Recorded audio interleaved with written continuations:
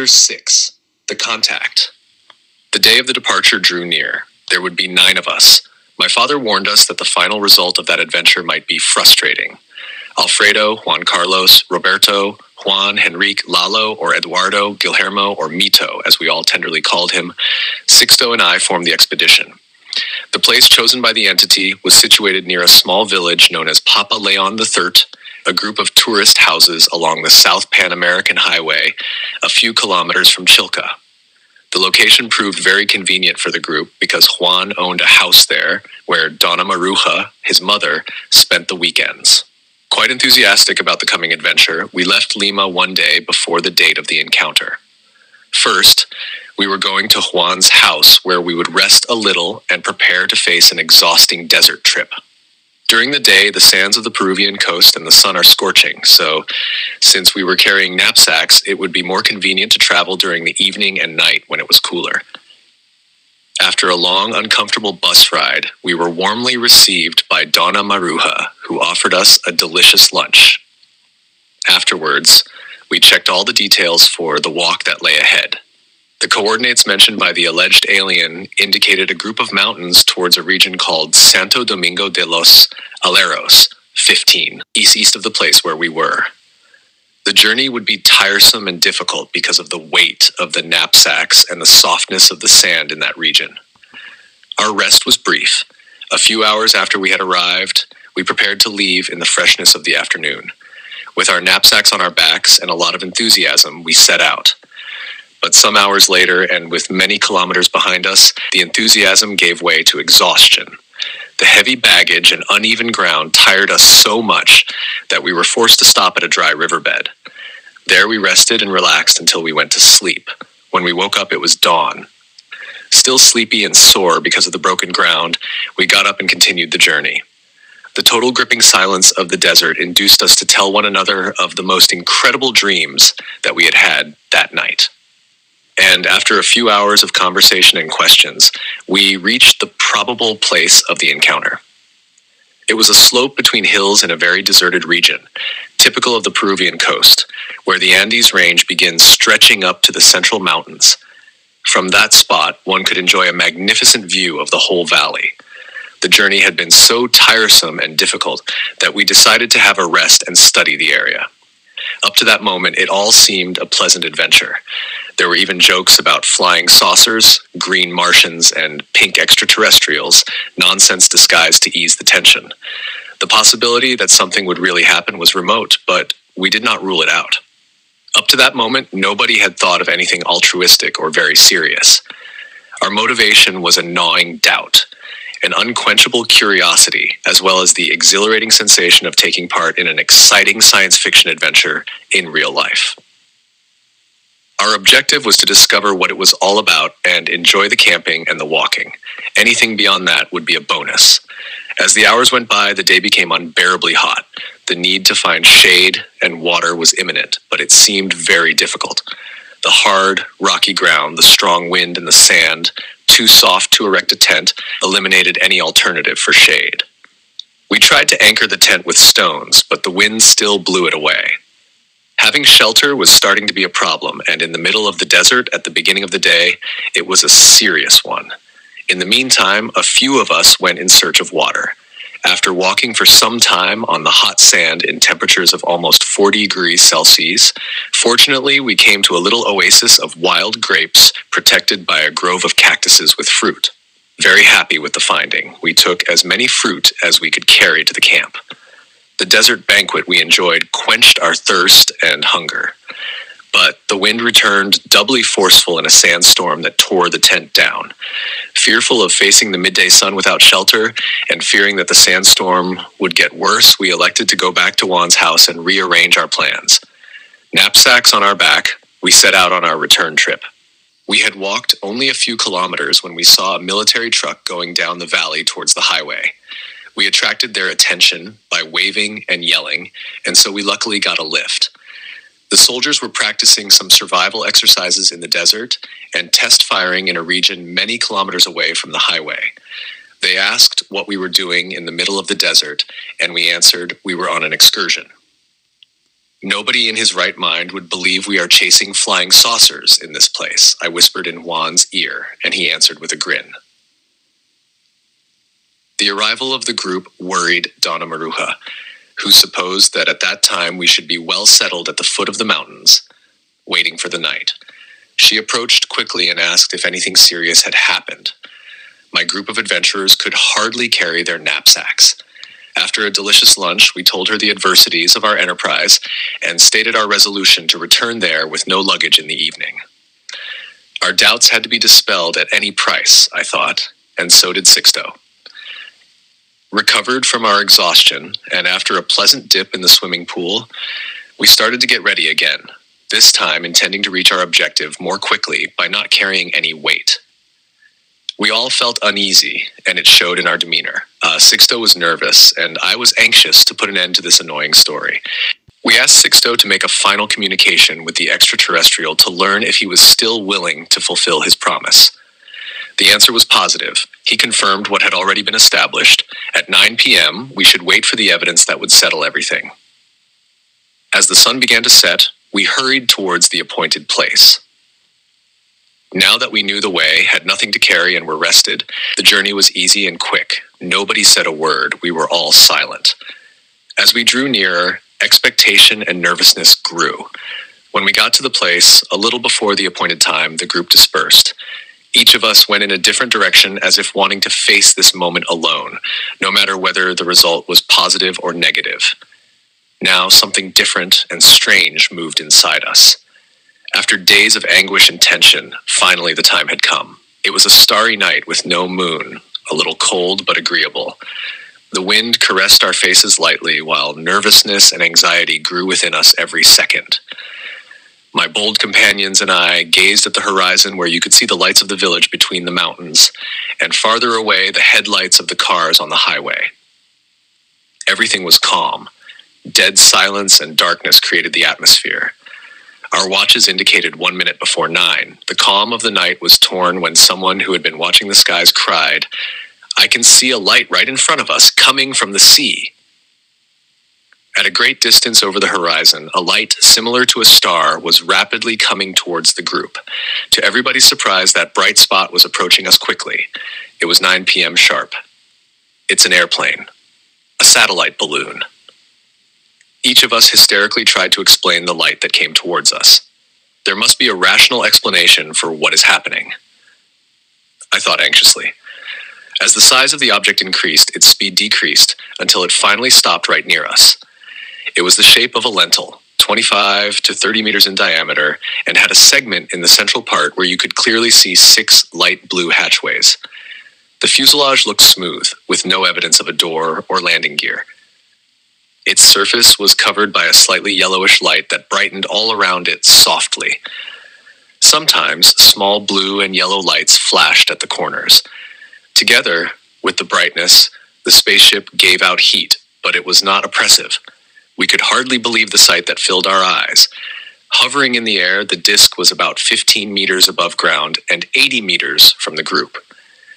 There was no loud sound coming from the craft. You could only hear a low hum, similar to swarming bees. As if suspended by invisible string, loose and floating in the vastness of the night, the disk hovered steadily in space right in front of all of us, who, silent, could not take our astonished eyes off it.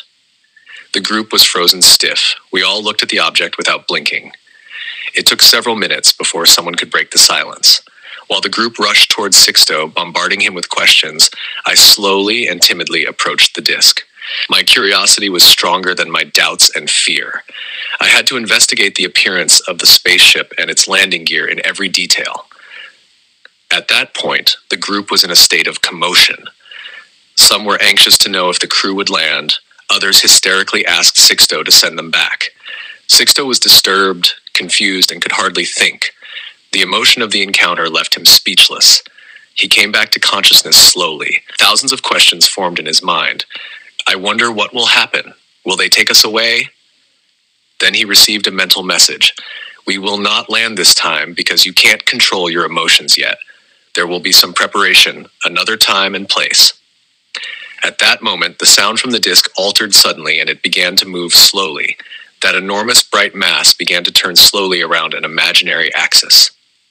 I was nearly under it in the vertical, so I got a great fright and fell down to the ground. I thought the spaceship was landing right on top of me. Alarmed, I crawled frantically towards the group, trying to escape it. The spaceship turned slowly and flew over all of us in the direction of the sea. Silent, our eyes glued to the object, we watched it until it disappeared. In all, it had taken 20 to 25 minutes, but to our group, it had seemed an eternity. The shock of the encounter was terrible, and it took us several minutes to return to normal. After the impact subsided, we collected our few things and went back to the village to pick up the rest of our equipment before leaving for Lima as soon as possible. When we got to Donna Maruja's house, everybody was excited and talked hysterically. I wanted to leave soon, but Juan wanted to tell his mother everything. Having it Solomon's way, Juan and Henrique stayed while the rest of us hurried to the highway to catch a bus to the capital.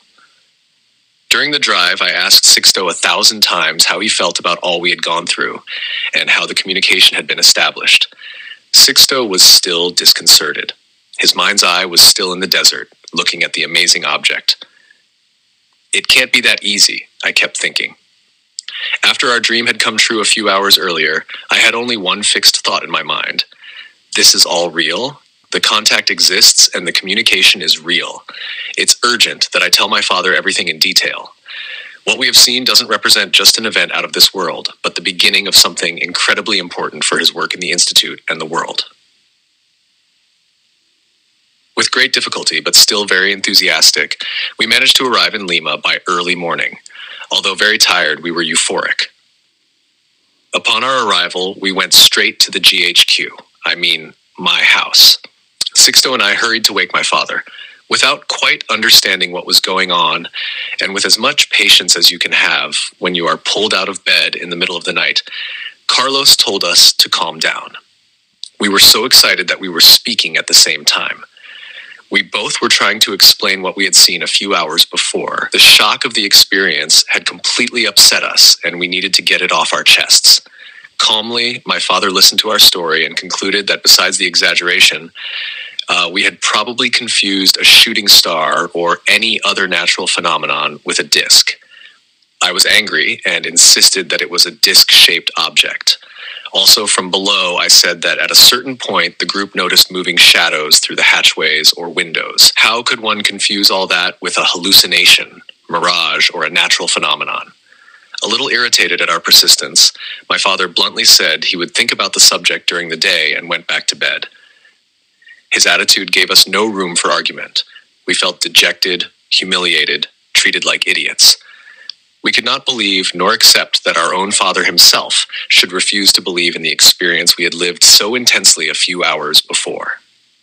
When we went back to the living room where we had left our knapsacks, the rest of the group questioned us. We were all disillusioned. Neither Sixto nor I could sleep. That same night, we decided to contact the being called Oxalc again and ask him for another encounter, this time with the presence of Carlos. We received the answer a few days later. A new encounter would take place on Saturday the 16th at the same place, and other people were allowed to be present. We could hardly wait. That same evening, we would talk to Carlos about the message. He would certainly accept Oxalc's invitation. We anxiously waited for the end of the day when he would finally come back home from the office. A formidable challenge confronted us in trying to convince him to accept the invitation made by the extraterrestrial. Then the front door opened. Carlos was back from work. I had the same sensation of butterflies in my stomach that I usually had before a final oral examination at college. Nothing could be worse. On the way to his room, we approached Carlos, who immediately suspected by our attitude that there was something strange in the air. Timidly, faltering, Sixto asked him if he had thought over the subject of the event in Chilca. Carlos's answer was just a stern look. Feeling quite uneasy and insecure about the unfavorable situation, I intervened. "Father, it's all right if you don't believe us. We may have confused things, but what if what we saw was really an extraterrestrial spaceship? I wonder if you don't have the slightest doubt about that possibility." "What doubt?" Carlos said in an authoritarian way. Being Oxalc invited us to another encounter. "Would you like to come with us?" I asked again. That's a waste of time. Besides, it's too far, and I have more important things to see to, he replied, unmoved. Father, what if everything is real? Argued Sixto. Think, have you imagined the chance you would be losing? It doesn't cost you anything. If nothing happens, you will be proved right, and the subject will be closed forever. But if we are right, you will finally see an extraterrestrial spaceship, face to face. He's right, Father. Why don't you also let us discuss the subject with some people in the Institute? You know that our friends' parents have called, curious about what their sons have told them. They are intrigued with what their sons saw, and they may be interested in learning more about the subject. Anyway, we are the ones that will lose something if it isn't true, not you. And if someone else witnesses a second encounter with us and everything proves real, then I bet you'll feel terribly sorry for not having participated in it. Think, Father. Come on, I said. With so much insistence and the power of so many arguments, Don Carlos began to yield finally. What if it's all true? Their arguments make sense, he thought. Well, just in case, let's try, he answered. We felt very happy and could hardly believe we'd succeeded. At least, Carlos, our father would be present at our next encounter. We had a hard time convincing Carlos to arrange a meeting with some members of the Institute, among them parents and friends of those who had participated in the first encounter. In fact, his objective been to discuss the subject with his closest friends and decide whether or not he was being too obstinate. At least he would not be alone if anything happened. There would be more witnesses to whatever might occur. For this purpose, armed with courage and determination, he made a list of names and asked me to call and invite them to an extra-official meeting at the Institute. I did it without delay and with pleasure.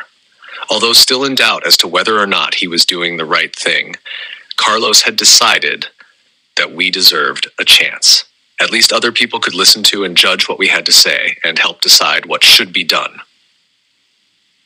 At the appointed day and time, the guests began to arrive. All looked curious and puzzled. The audience felt uneasy. The reason for the meeting had not been clearly explained for Ron. I had no intention of revealing it so easily, so nobody knew exactly what the meeting was about. When everybody was there, my father began to speak. At first, he did not feel at ease, but somehow he managed to explain the reason for the meeting, how insistent we had been, and his skepticism. Then he asked us to narrate the details of our encounter. Sixto and I began the narrative. We were very shy and worried about the possible reaction to it. Anyway, for an hour and a half, we both related in detail the facts which led us to the encounter with the extraterrestrial object in Chilca, including my initial total skepticism. Some of our companions also contributed to the narrative, adding details and their personal impressions until we finally finished our story. The audience had listened in silence, clearly showing signs of disbelief. Comments began as soon as we had finished. They were contradictory and ridiculing. You could also hear ironic jokes. There was a general commotion. Ashamed and once again humiliated, this time by the crowd, we interrupted the comments abruptly. Angry at so much narrow-mindedness, I repeated the argument Sixto and I had used with my father. What if everything is true? What if all we saw is real? What would you be losing by going? I shouted. My exhortation was rude, but it had an effect. Heavy silence fell upon the room as everybody stopped to think. The sarcastic jokes were silenced by a glimmer of doubt now. Our faces showed disappointment and frustration. We had not been welcomed by the ones we thought were most likely to understand us. We didn't know how else to convince them. The pensiveness was broken by my father, who reminded the group that Mr. Oxalk had given an open invitation for another meeting, and that those who were willing to participate should say so after deliberating the issue. The meeting came to an end. Frustration did not defeat us. Although we felt like sad adventurers on an unusual quest, something out of an Indiana Jones or Steven Spielberg story, Carlos's promise to come with us to the encounter was quite enough. A well-known witness, expert and respected researcher in the field of ufology would back us and evaluate our contact. Thus, we would regain our shattered respect from everyone at the Institute. The days went by, and Saturday, the 16th of February, arrived. Very early in the morning, our group was at the HQ's, my house door, ready to set off on the journey to the scorching dunes of the Chilca Desert. Knapsacks, sleeping bags, and light baggage were the implements that would be in constant use from now on, but we didn't know it yet. Before the trip this time, we settled details and made sure of Carlos's presence. Worried about the delay, I went to his office to see if he was ready to join the group for the journey. He answered he would come later. A friend would give him a lift. He assured us he would be there at the pre-arranged time and place. So we drew out a detailed map to make it easier for him to get there, and assured him that one of the boys would be waiting for him at a certain point to accompany him to the correct place. There could be no mistake. A little worried and fearing something might go wrong on the journey, nevertheless we departed, hoping that they, the aliens, would not deceive us. Hopeful and curious, with the expectation of a new encounter, our small group got on the bus going towards the South Pan American Highway. As always, the bus was crowded and very uncomfortable, but we did not mind. During the drive, we talked about how everything had started and how our lives had begun to change on that Thursday, February 7th. Our way of thinking and facing things had taken a completely different approach. There we were, on our way to an encounter with a civilization thousands of years ahead of us. What mysteries does this adventure hold, and what fantastic findings await us? I wondered as I looked at my companions' faces. We got off the bus near the small village of Papa Leon 13, and with the knapsacks on our backs, we started to walk to the place at which we had rendezvoused a week before. This time, we did not stop at Donna Maruja's house. A few hours later, we arrived at our destination and began to set up the camp. We would wait for my father and anybody else who might show up. Hours went by. Darkness came. Soon, the lights from our lamps were the only sign of intelligent life there. We kept glancing at our watches and at the horizon. There were only 6 of us in the group this time, and we talked, trying to pass the time and ease our minds. That quiet desert place was ideal for an alien appearance, for it was well hidden. Just then, our thoughts were interrupted by the presence of 2 distant, slightly orange objects flying over the top of the mountains, disappearing in the distance a few minutes later. We all exulted. The Spapes had confirmed the place. It was 6:45 p.m. In a previous communication before we left, Oxalk had offered to give a new confirmation through some kind of manifestation or phenomenon before the actual sighting time. The group was in a greatly expectant state. The others should be here with us. It's the only way for them to believe us, we said. Sixto and I looked at each other, sorry for our father's absence. Suddenly, one of the boys cried from the top of a hill, attracting our attention. He explained that he could see car headlights approaching from the highway. It was 7 p.m. We went up a hill to watch my father's arrival and identify how many other cars were coming. It was a general surprise, a caravan of dozens of cars lined up on the dunes. People poured out from the cars. More than 40 had decided to participate. Everywhere were guitars, young couples embracing, beer cases, binoculars, field glasses. We could hear jokes about the little greens that would come. In short, everything that would transform what had been planned as a very serious encounter with beings from other worlds into a weekend party with stereo sound.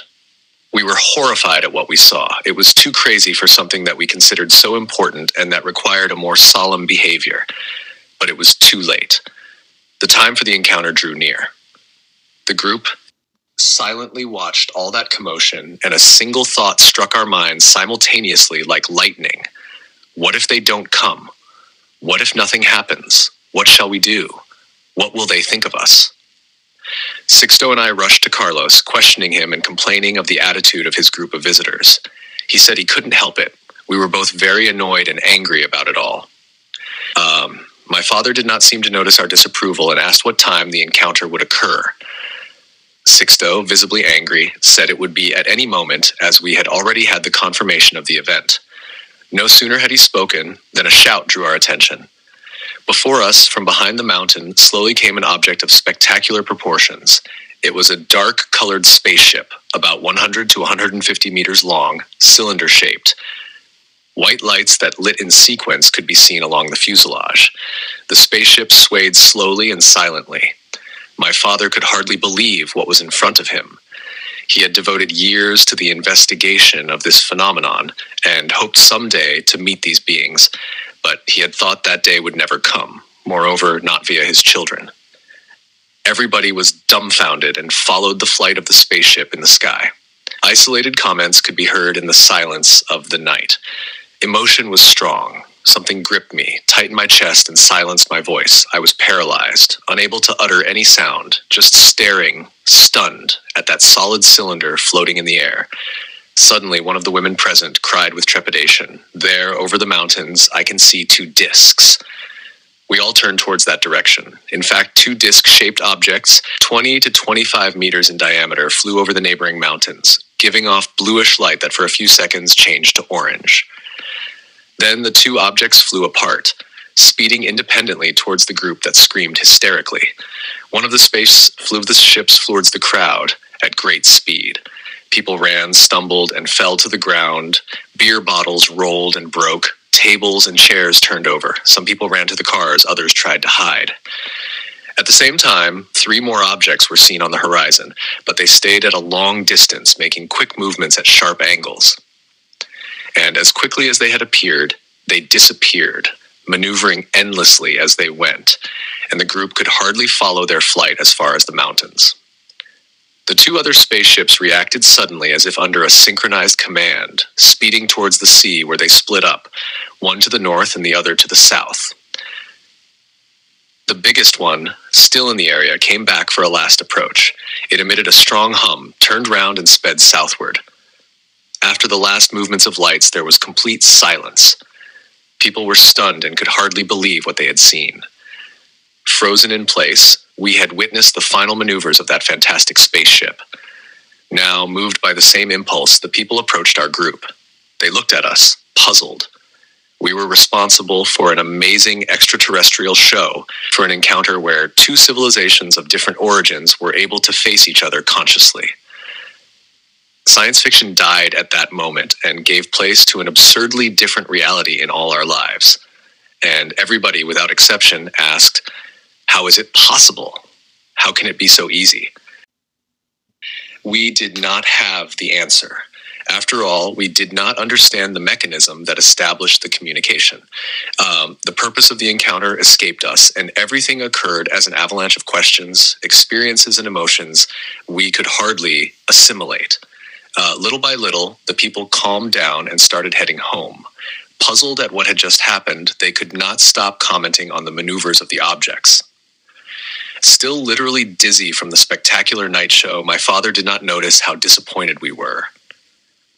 The picnic of the alleged researchers was a sample of what we might expect from the rest of the world. When all the visitors had gone, we climbed to the top of a hill. There we stayed the whole night, looking at the sky, gazing at the stars, trying to solve their mystery, and wondering what would come next. We knew nothing about the future.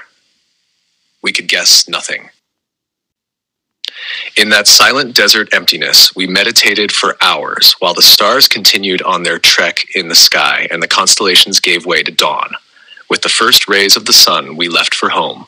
The world would never be the same for us. We ourselves would never be the same.